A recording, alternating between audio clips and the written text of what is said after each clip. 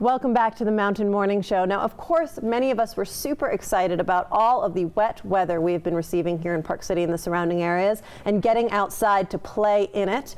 But unfortunately, there are also some logistical circumstances where it's been pretty demanding and it's been downright dangerous for a lot of neighborhoods and homes. And unfortunately, Park City, as I'm sure you've read in many of the headlines here in our local news, has had a victim of ice falling, which was from John Henry, who sadly passed away, a longtime Park City resident, a 50-year-old man, a husband, a father of two, who was crushed by falling ice in Old Town in his former neighborhood.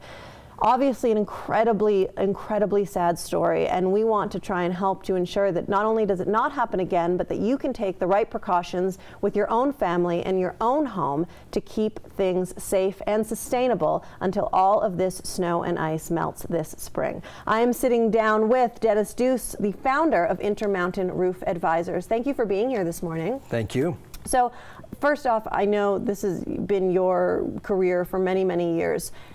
I've never heard of something like this, a man dying from falling ice, but you have told me that there's been many instances happening throughout Park City that have been, equally as damaging.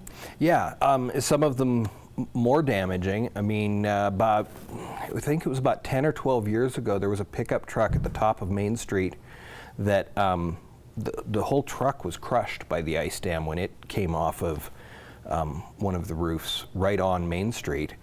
And you think of the people and the amount that could have been. Yeah, luckily walking. On that case, no one was in the vehicle. There was another one, the Ritz out in Lake Tahoe, had an icicle come through the roof. It went right through the roof into the restaurant. This was prior to opening, so again, luckily no one got hurt with this one.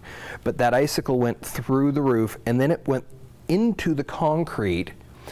And because of the way that water attaches to itself and then water becomes ice, it actually pulverized the concrete floor. In other words, the ice was stronger than the concrete that it hit and embedded itself 4 feet into the concrete slab. That's incredible. Why this year does it seem to be more extreme than others? Is it just the amount we got in a condensed period of time? Is it the combination of warm temperature to cold temperatures? Why does this year seem to be so extreme? Well, about every 2 to 4 years, it gets this extreme around here. It just cycles. I've been doing this since 1994 in Park City, and we've had winter 95 was a big year, 2007 was a big year, 2010, 2011 was a big year, and they happen kind of in cycles, but yeah, it's a combination of a long period of snow without a lot of sun, then sun starting to come in, and increased freeze-thaw cycles, which with a large snow pile on the roof. The ice dams are caused both from the heat loss in the building getting to the eaves and refreezing, but it's also caused from any sun that's coming down and melting that snow topside. Snow is actually invisible to UV, so if you've got a black roof and you've got a snow pile, snow that's shining on that is able to heat up the roof deck underneath. And so, these things start It's just a whole combination of factors. It's a whole combination of factors. So we've been looking at some photos of some icicles that just look like what we've been seeing around town. So for people watching that look outside and say, yes, this is what's happening in my house. I'm looking at water damage leaking in. My windows are sealed shut with ice. I'm worried my roof is going to collapse. I mean, what do you do at this point? Well, there's, a lot of things you can do. I mean, one thing, you can contact us. We can arrange for various roofing contractors that we work with to come out. We don't actually ourselves come out and do the work. I have two companies, Intermountain Roof Advisors. We consult on and it's snow more, and ice it's problems. Engineering, it's design. This is actually science. Preventative science. It's not just let's scrape the snow off the roof and call it good. No, or throw down some heat cable in a zigzag pattern. There's a whole lot more to that, snow retention. There are products that are engineered and we know what they'll hold, and we know snow loads, and we know ground snow loads, and we know roof snow loads, and we can do the science. And then, there's products that don't know that. We only work with products that are designed, engineered, and we know what we're going to get when we put it on there. So the scraping the snow off the roof, taking your shovel out like I'm doing and banging off the icicles, that's really short-term solution. Very it's not going to short-term. solve the problem. And realistically, it can be very dangerous going out there and trying to do it yourself. I want to Absolutely. talk about a new product that you have invented with your other company that recently patented and currently installed at the Montage Deer Valley. Correct. That is, my other company is Soul Ice Partners, and we have a series of products that go underneath the roofing material.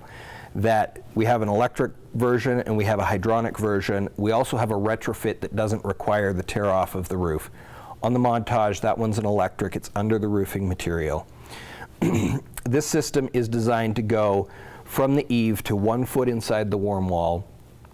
The electric version will use half as much energy as heat cable to operate, but it will melt the whole eave and Wow. keep the whole So it's area clear. underneath. It's underneath. We're actually using the roofing material as part of the heat sink in order to keep things melted and flowing, and then our hydronic version, if somebody has radiant floor heat in their house, or they have a heated driveway, or they're just very energy conscious, Sure. because we can hook it up with micro boilers and stuff.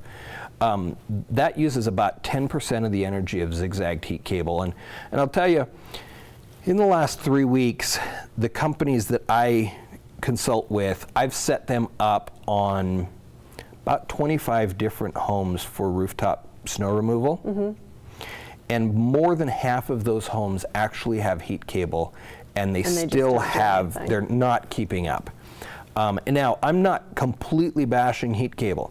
Again, design and engineering can make heat cable where it will work in 90% of Park City. You get to the top of the Colony, you get to the top of Empire Pass, those They're are up extreme against a lot, conditions. yeah. And then you really do need a system like ours. But almost every house in Park Meadows is going to be just fine with a good heat cable design. It will cost you more money to operate than a complete system like ours, but it can be done. The problem is most heat cable is installed wrong, and that's why we see more than half of the roofs we're shoveling off have heat cable on them. My old house had heat cable and it didn't do much, I'll tell you. Well, Dennis, for people that are watching and they want to contact you, contact your company, do more than just have somebody bang the snow off their roof, but maybe take a look at the engineering and some steps they can take to prevent things in the future. How can they get in touch? The best way is to go to Soul Ice Inc. on Facebook. Okay. Like our page there, and reach out to me or my partners through that page. You can also look me up personally on Facebook. Send me a message, Dennis Duce. And just have all of Facebook. your roofing questions and you're so snafy. I think people are taking it a little bit more seriously this year after they've seen what can actually happen when you neglect it or when you don't have the proper equipment and installation. Correct. Absolutely. Yeah. All right. Well, thank you so much for being here and sharing your expertise. Thank you very much for having me. All right. And I want to wish all of John Henry's family and friends and children our sincerest condolences here from the Mountain Morning Show. And please know that they have set up a GoFundMe page for John Henry's family for all of the obvious incurring expenses that they have in their future. And we wish them all the best. We're going to take a quick break here on the Mountain Morning Show and be back with Ski Utah right after this.